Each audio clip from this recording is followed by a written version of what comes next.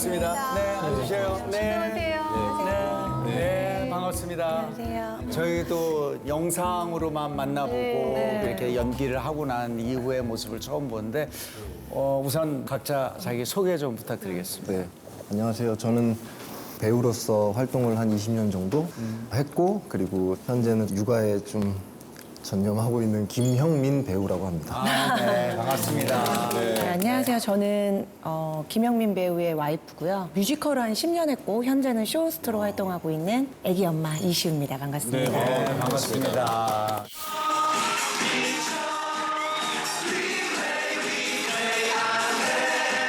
조금만 더 용기를 냈으면 찾을 수 있었을 텐데. 그냥 친구라 그래요. 아, 근데 그때 결혼식 때 봤잖아. 빨리 좀 와주세요, 빨리요. 나 진짜 오늘 힘들어 죽겠어요, 진짜. 나... 악연의 결과일까 뭘까? 졸려. 그러면 눈 감고 으앙으앙 울고. 그리고 내 남편 하는 얘기 자기는 키가 커서 안 보인대. 188 말도 안 되는 소리 하고서. 네, 반갑습니다. 예.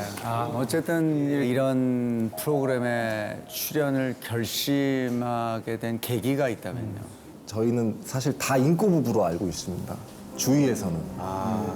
그래서 저희 문제점을 밝힌 적도 없고 드러낸 적도 없어요. 진짜 친하지 않고서는. 근데 무언가 너무너무 극한의 상황에 치닫으니까 반전의 계기가 좀 필요한 것 같다 생각해서 또 이렇게 이야기를 진솔하게 한번 해보고 싶어서 하다가 네, 좀 솔루션을 찾게 되는 그런 과정이죠. 저는 원래 제 얘기를 막 하는 스타일이 아니어가지고 네, 워낙 말하는 직업이다 보니까 네. 막 속내를 누군가한테 이렇게 드러내서 상담을 받는 스타일이 아니에요. 어쩌면 되게 밝게 보지만 근데 뒤에는 저는 좀 그래도 어둡고 이런 면이 좀 있는 것 같아요. 근데 이번에 어쨌든 같이 또 공감도 만약에 해주시고 이러면서 또 나도 치유될 수 있지 않을까. 맞아. 네. 그래요, 맞아.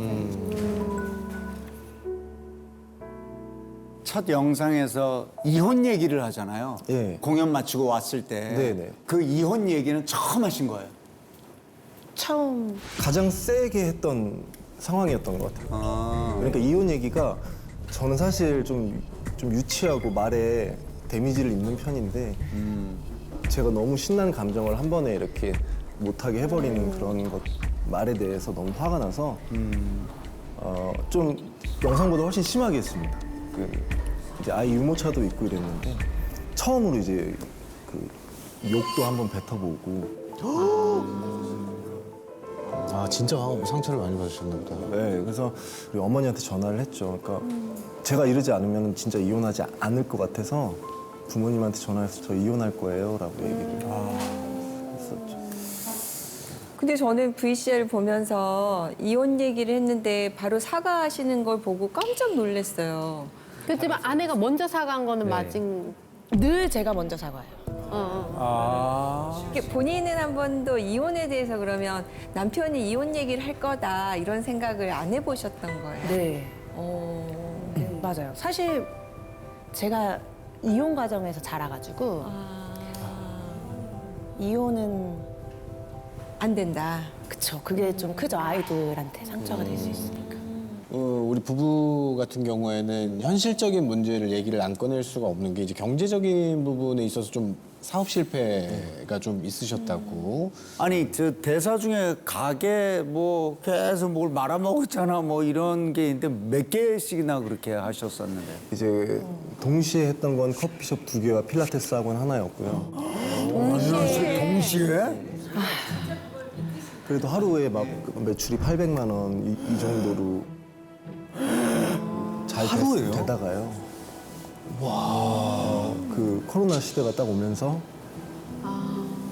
네 그렇게 좀 대출을 받기 시작하고 대부업을 쓰기 시작하면서 이자에 이자가 쌓이면서 그러다가 마지막 남은 돈을 모아서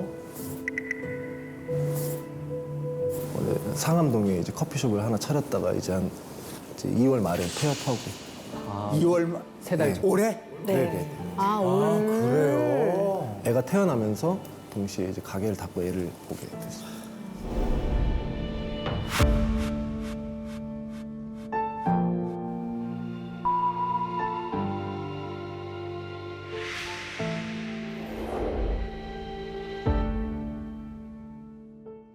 빚이 많습니까? 그렇게 많습니까? 글쎄 어떤 기준에서 많다고 얘기를 해야 될지 모르겠는데 네네. 좀 어느 정도 됩니까? 빚이? 처음에는 빚이 하나도 없었고 네. 지금은 다 없어지고 빚만 한 3억 정도.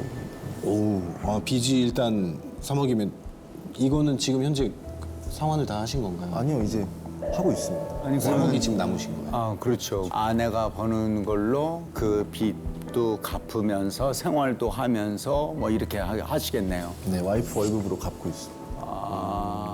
그럼 형민 씨는 수입이 그럼 지금은 아예 제로 상태입니까? 아니면은 조금 나오는 수익이 있습니까? 가끔 제방료 12,000원 정도 들어오는 건 알고. 그래.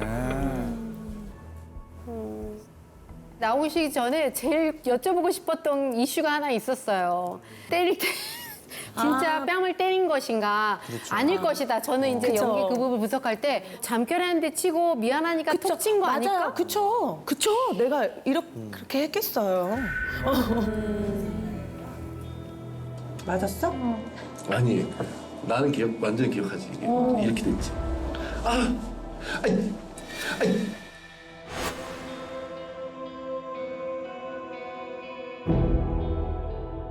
저는 잘 기억은 안 나지만 잠결이었으니까. 예, 뺨을 치려고 친 건 아닌 것 같아요. 아. 야, 이게 그렇죠. 피곤하겠죠. 그러니까 피곤한 상태에서 잠을 잘 때는 때린 사람은 잘 몰라도 맞은 사람은 분명히 그런 건 또 기억해요. 그래요. 그럼요. 근데 그거 같아요. 마음을 먹고 나는 진짜 뺨을 때릴 거야 이런 마음으로 때리는 것과 그렇죠. 의도가 있나? 그렇죠. 근데 나는 진짜 왜 그래 이렇게 해서 이렇게 잘못 스쳐 지나갔는데 하필 뺨을 맞은 거예요. 저도 뺨을 맞는 건 괜찮습니다. 근데 네. 그 마음을 다쳐가지고 그럴 수 있죠. 그것도 충분히 이해가 그래, 맞아요. 그 부분이에요. 그거는 남자들은 다 이해합니다. 그러면 뺨 맞은 사건 이후에는 정말 없었던 거예요?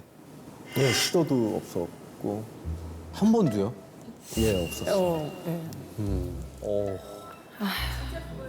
근데 사실 그게 제일 먼저 시작이었어요. 그 시발점. 그러니까 나중에는 이게 그래도 이제 시도를 안 하는 게 나는 잘못했다고. 저는 분명히 얘기했어요. 이제 맞고 나서 나 다시는 안 해. 맞아. 그래서 제가 항상 그런 얘기해요. 다 꿈을 꿨는데 맨날 남자친구가 나왔어. 맨날 다른 남자랑 하는 거. 꿈을 꿨는데 설레었다 막 이런 얘기해요. 그랬을 때 반응 뭐라 하셨어요? 아이씨 욕하죠.